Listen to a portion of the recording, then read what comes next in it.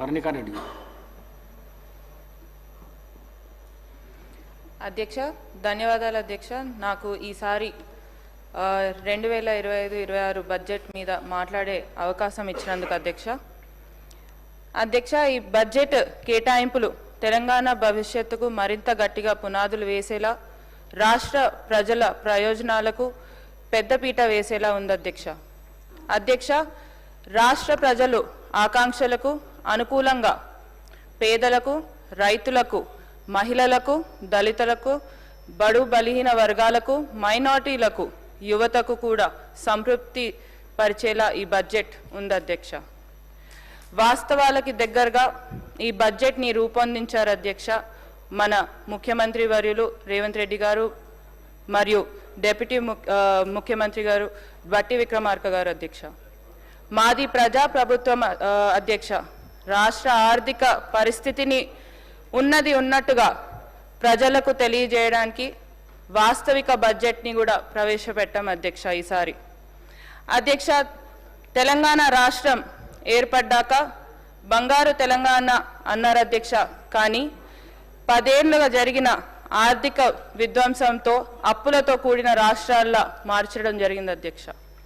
ఈసారి బడ్జెట్ మీద నాకు మాట్లాడే అవకాశం ఇచ్చినందుకు ప్రత్యేకంగా మీకు ధన్యవాదాలు మళ్ళొకసారి తెలుపుకుంటూ, ఈసారి బడ్జెట్లో 3,04,965 కోట్లతో బడ్జెట్ ప్రవేశపెట్టడం జరిగింది అధ్యక్ష. ఎన్నికల ఇచ్చిన మాట ప్రకారం 6 గ్యారెంటీలకు మా ప్రభుత్వం అత్యధిక ప్రాధాన్యత ఇస్తుంది అధ్యక్ష.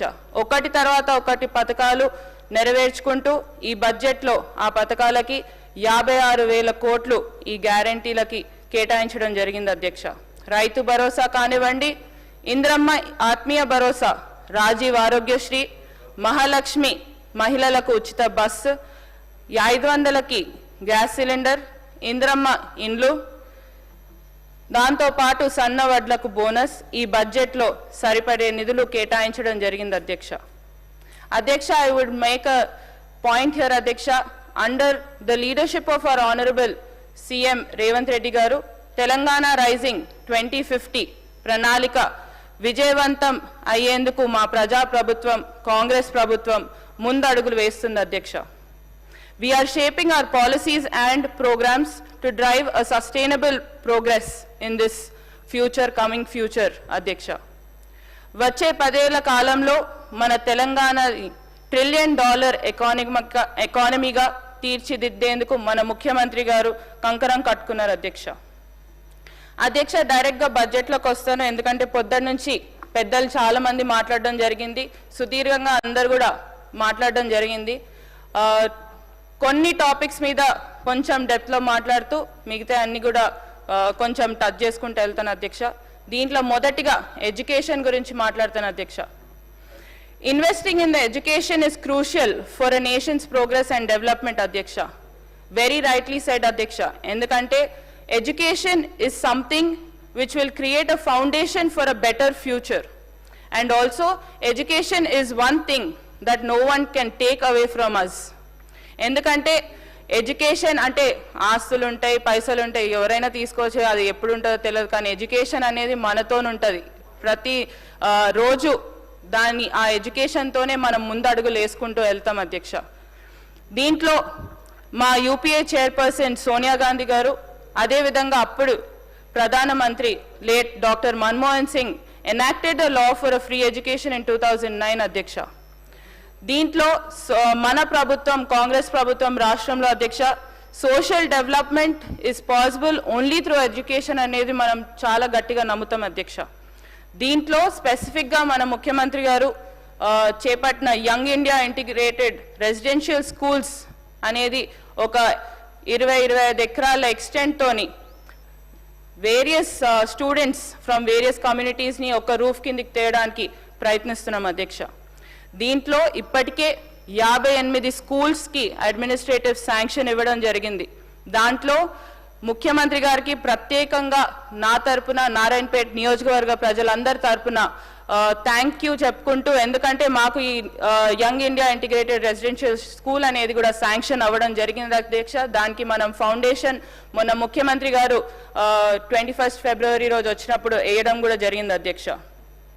ఈ స్కూల్స్లో అధ్యక్ష మీరు చూసినట్టయితే on par with private schools చేద్దామనే ఉద్దేశంతో మనం ముందుకు వెళ్తున్నాం అధ్యక్ష మన ప్రభుత్వం.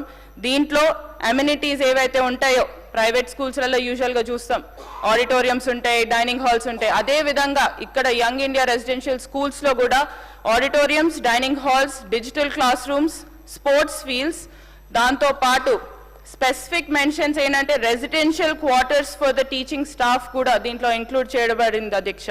సో దాన్ని కూడా it is a very good initiative, ఎందుకంటే టీచర్స్కి కూడా రెసిడెన్షియల్ అకామిడేషన్ ఇస్తే చాలా బాగుంటుంది అధ్యక్ష. దాంతో పాటు special training in IIT, JEE, NEET and other entrances exams అనేటివి కూడా దీంట్లో ఇవ్వబోతున్నాం అధ్యక్ష. దీంతో పాటు ఇప్పటికే అన్ని గురుకులాల్లో రెసిడెన్షియల్ స్కూల్స్ కేజీబీవీలో డైట్ ఛార్జెస్ అనేటివి కూడా ఇప్పటికే 40% ఇంక్రీజ్ చేయడం జరిగింది అధ్యక్ష. దాంతో పాటు కాస్మెటిక్ ఛార్జెస్ అనేది కూడా 200% పెంచడం జరిగింది అధ్యక్ష. ఇదంతా కూడా కాకుండా గవర్నమెంట్ డైట్ స్కీమ్ తీసుకొచ్చి యూనిఫామ్ మీల్స్ కూడా ఇవ్వడం జరుగుతుంది అధ్యక్ష. ఈవినింగ్ స్నాక్స్ కూడా 10వ తరగతి పిల్లలకు కూడా ఇవ్వడం జరుగుతుంది. దీంతో పాటు ఫ్రీ ఎలక్ట్రిసిటీ స్కూల్స్కి, distribution of text books and uniforms on the same day of the reopening అనేది కూడా మనం చేపట్టడం జరిగింది అధ్యక్ష. ఇప్పటి వరకు అధ్యక్ష it is mile stone for education department this time అని చెప్పొచ్చు అధ్యక్ష. ఎందుకంటే తెలంగాణ ఫార్మేషన్ అయిన తర్వాత this is the only budget which has given maximum budget allocation for education with 23,108 crores అధ్యక్ష. 10 yearsలో కాకుండా ఇదే హైయెస్ట్ అధ్యక్ష ఈ ఫైనాన్షియల్ ఇయర్లో. దీంతో పాటు అధ్యక్ష మహిళలకు సంబంధించి గురించి మాట్లాడేటప్పుడు నేను ఎలక్షన్ సమయంలో నవంబర్ 2023 సమయంలో మా దగ్గర నారాయణపేటలో సభ జరిగినప్పుడు ఒక మహిళగా, ఎందుకంటే అప్పుడు మహిళలందరినీ కూడా కలవడం జరిగింది, ప్రచారం చేయడం జరిగింది, మహిళలందరూ కూడా వచ్చి అడగడం జరిగింది, వడ్డీ లేని రుణాలు మాకు లేవమ్మా, మాకు ఎప్పుడు ఇస్తారు, ఒక్కసారి మీరు తప్పకుండా ఈ విషయాన్ని లేవనెత్తాలి అని చెప్పడం జరిగింది అధ్యక్ష. వాళ్ళ కోరిక మేరకు ఆ రోజు సభలో నేను మాట్లాడడం జరిగింది. వడ్డీ లేని రుణాలు ఇప్పటి వరకు గత ప్రభుత్వంలో 5 సంవత్సరాలుగా పెండింగ్ ఉండే అధ్యక్ష 3,005 కోట్లు వరకు కూడా పెండింగ్ లో పెట్టడం జరిగింది. మన ప్రభుత్వం వచ్చినాక, అధికారంలోకి వచ్చినాక దాన్ని క్లియర్ చేసుకుంటూ ఇప్పుడు కూడా వడ్డీ లేని రుణాలు మహిళలకు ఇచ్చుకుంటూ ముందుకెళ్తున్నాం అధ్యక్ష. ఏదైతే టార్గెట్ 20,000 కోట్ల టార్గెట్ మనం పెట్టుకున్నామో ఆ టార్గెట్ ని కూడా క్రాస్ చేస్తూ 21,630 crores కి కూడా రీచ్ అయ్యడం అండ్ దానికి బడ్జెట్ ఆల్రెడీ రిలీజ్ అవ్వడం జరిగింది అధ్యక్ష. మన ముఖ్యమంత్రి గారు 1 కోటి మంది మహిళలను కోటీశ్వరులు చేద్దామనే నినాదంతో ముందుకి అడుగులేస్తున్నారు అధ్యక్ష. దీంట్లో ప్రత్యేకంగా దీని గురించి ఇప్పుడు దాకా అసెంబ్లీ మొదలు పెట్టినప్పటి నుంచి అందరూ మాట్లాడడం జరిగింది అధ్యక్ష. నారాయణపేట్ నియోజకవర్గ శాసనసభ్యురాలుగా నాకు గర్వకారణం ఏంటంటే అధ్యక్ష, ఒక మహిళ ఎమ్మెల్యేగా ఉన్నప్పుడు మా దగ్గర మొదటి పెట్రోల్ బంక్ అనేది సెల్ఫ్ హెల్ప్ గ్రూప్స్ ద్వారా మనం నారాయణపేట్ నియోజకవర్గంలో మొన్న ప్రారంభించడం అధ్యక్ష. That is the first in the state and also first in the country which is run by the self help groups అధ్యక్ష. దీంతో పాటు promoting, we are also the government is also looking forward in promoting these petrol stations to various district headquarters also. దీంతో పాటు ఇప్పటికే ఏవైతే 1000 megawatts తోని మనం solar plants అనేది కూడా మనము మహిళా సంఘాల ద్వారా చేయబోతున్నాం అధ్యక్ష. మా నియోజకవర్గానికి కూడా ఒక సోలార్ ప్లాంట్ అలాట్ చేయడం జరిగింది, అది కూడా ధన్వాడ మండలానికి అలాట్ చేయడం జరిగింది, దానికి కూడా ప్రత్యేక ధన్యవాదాలు అధ్యక్ష. దీంతో పాటు 32 మొబైల్ ఫిష్ రీటైల్ అవుట్లెట్స్ అనేటివి కూడా సెల్ఫ్ హెల్ప్ గ్రూప్స్ కి ఇవ్వడం జరిగింది అధ్యక్ష. మా నియోజకవర్గంలో కోయల్కొండ మండలంకి ఇది రావడం జరిగింది అధ్యక్ష. మహబూబ్ నగర్ జిల్లా కిందికి వస్తుంది కోయల్కొండ మండలం. దానికి ఒక మొబైల్ ఫిష్ రీటైల్ అవుట్లెట్ కూడా మాకు రావడం జరిగింది అధ్యక్ష. ఇవే కాకుండా అధ్యక్ష ఇంకా చెప్పుకుంటూ పోతే almost 2.25 lakh micro enterprises, 214 Indira మహిళా శక్తి క్యాంటీన్స్, దాంతోపాటు 22 ఇందిరా మహిళా శక్తి భవనాలు, స్టిచ్చింగ్ ఆఫ్ యూనిఫామ్స్, అమ్మ ఆదర్శ పాఠశాల ప్రోగ్రామ్ని, దీంతో పాటు ప్రతి ఒక్క ప్రోగ్రామ్ని ఏదైతే చేపడుతున్నామో మహిళలని ముందంచులో ఉంచే విధంగా మన ముఖ్యమంత్రి గారు మన ప్రభుత్వం చేపడుతుంది అధ్యక్ష. దీంట్లో ఉమెన్ ఎంపవర్మెంట్ అని చాలా మంది మాట్లాడతారు ప్రతిసారి. Our government is doing that women empowerment అని కూడా మీ అందరికీ ఈ సందర్భంగా తెలియజేస్తున్నాను అధ్యక్ష. ఇప్పటికే ఆల్మోస్ట్ మన ముఖ్యమంత్రి గారు అనౌన్స్ చేసినట్టు 64.7 lakhs సెల్ఫ్ హెల్ప్ గ్రూప్స్ కి 2 చీరలను కూడా అందియడం జరగబోతుంది అధ్యక్ష. దానికి కూడా మహిళలందరూ కూడా సంతోషం వ్యక్తం చేశారు. ఎందుకంటే మహిళా ఎమ్మెల్యేగా నేను నియోజకవర్గం పోయినప్పుడు మహిళలతోనే ఎక్కువ ఇంటరాక్షన్ ఉంటుంది అధ్యక్ష నాకు. సో అది కంటిన్యూస్ మహిళలు చెప్పడంతో నేను ఇంత గట్టిగా మీ ముందు మాట్లాడగలుగుతున్నాను అధ్యక్ష. ఎందుకంటే ఇది జరుగుతుంది, తప్పకుండా మా ప్రభుత్వం ఇది చెయ్యబోతుందని కూడా మీ అందరికీ ఈ సభ ద్వారా మీ దృష్టికి తేదలుచుకున్నాను అధ్యక్ష. ఈ చీరలను కూడా చేనేత రంగం అధ్యక్ష, నారాయణపేట ఎప్పుడు కూడా చేనేతకి ఫేమస్ అని చెప్తుంటాము. చేనేత రంగాన్ని కూడా బలోపేతం చేస్తూ ముందుకెళ్తుంది అధ్యక్ష మా ప్రభుత్వం.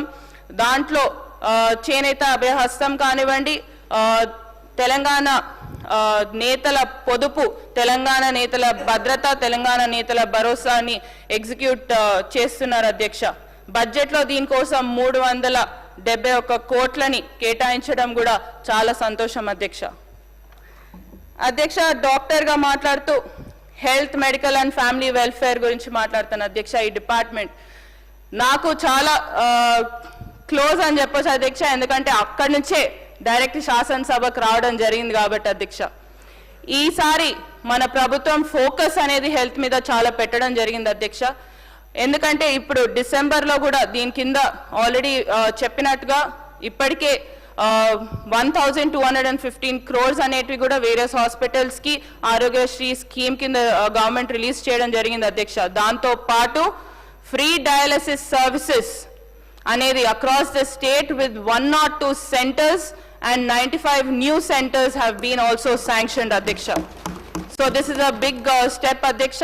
దాంతో పాటు అంబులెన్సెస్ అధ్యక్ష, నేను మన ప్రభుత్వం అధికారంలోకి రాగానే, నేను గెలవంగానే మా నారాయణపేట నియోజకవర్గం పోయినప్పుడు దామర్గిద్ద మండలం ఉంటుంది అధ్యక్ష.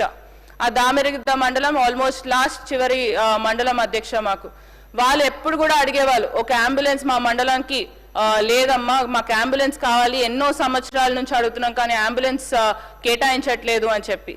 ఈసారి మన ప్రభుత్వం రాగానే 136 new ambulances ni in mandals where ambulances were not available sanction చేయడం జరిగింది అధ్యక్ష. నేను కూడా మొన్న దామర్గిద్ద మండలానికి ఒకటి అలాట్ అయింది. దానికి కూడా మీకు మీ ద్వారా ప్రభుత్వానికి ప్రత్యేక ధన్యవాదాలు తెలుపుకుంటున్నాను అధ్యక్ష.